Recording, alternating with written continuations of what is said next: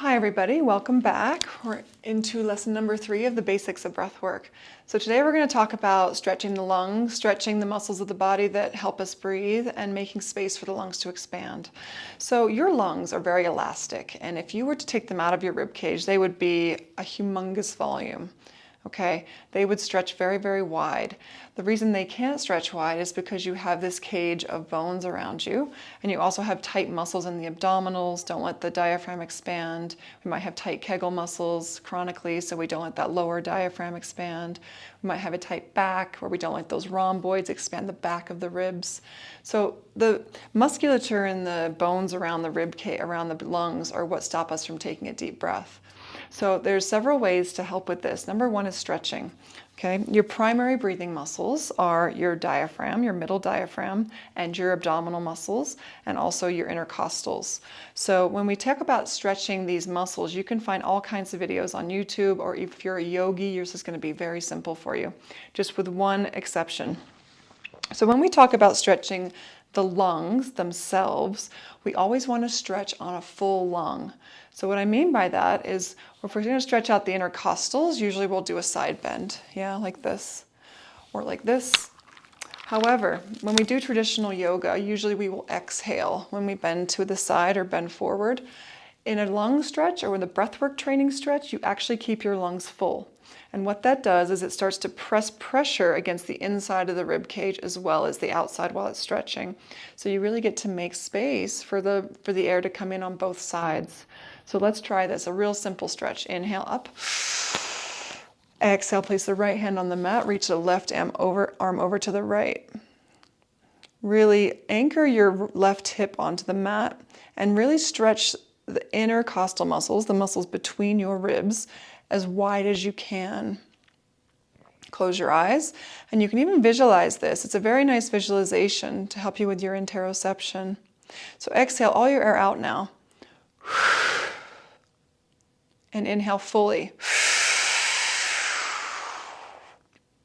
And now stretch. You're going to find it's very different than with an empty lung. And if you want to, you can even curl your heart towards the sky to get the front of the rib cage. And stretch a little bit deeper. That's great, isn't it? Doesn't that feel good?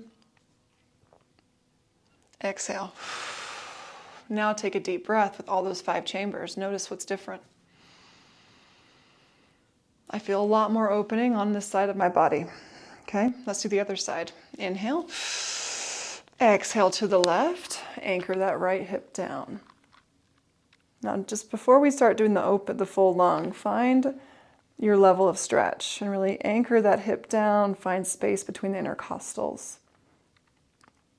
Now take a deep breath in.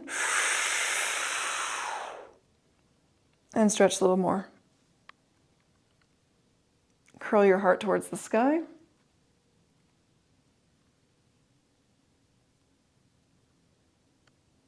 And exhale. Good. Taking the breath out. Now feel the difference. That feels so much better already. Excellent. Okay. So we also want to stretch out the abdominal muscles and the back muscles. So a great way to do the back muscles is to do eagle pose. So what you want to do is you want to take your left hand and cross it over your right. Bend your elbows. Okay. And then we're going to kind of make our palms touch like this. Inhale deeply, fully. And now lift your arms up. That's going to stretch out all the rhomboids in the back of the back that help your back lungs and your back ribs open. Exhale out. Release. Other side, right over left. Now, take a deep breath in. And hold. Lift the arms. And let it go. Good. Now take a deep breath into your body and see what's different. So much more space. It feels so good. Okay. Now abdominal stretches. You're welcome to lay over a ball or lay over a bolster, but if you can't do that, you can always do up dogs.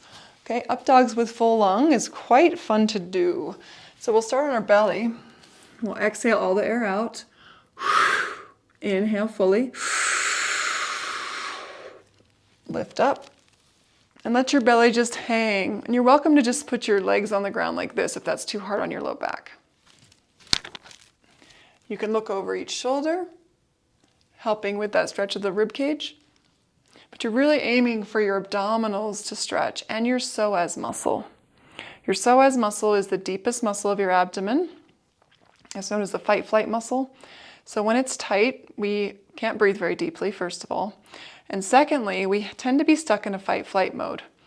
And the reason for that is it's a big, huge hip flexor muscle. It's the one that really helps us to run away from something when we're in trouble. It's also the muscle that curls us into a ball when we're in trouble and we need to protect ourselves. So the psoas muscle that's really deep in here, if that is tight, you can see how you won't be able to take a deep breath. So because it does have direct fibers that go into the diaphragm. So if it's tight, your diaphragm will be tight. And second and thirdly, it has fibers that integrate the pericardium of the heart. So it can really affect your energy system or your mental state if it's tight. Okay, it also has fibers that go into the meninges of the brain. So the meninges of the brain are these kind of saran wrap kinds of things that separate different parts of the brain, and they help to move cerebral spinal fluid, sort of within the packaging of them. So if your psoas is tight, you're affecting not only your breath, but your heart and also your brain.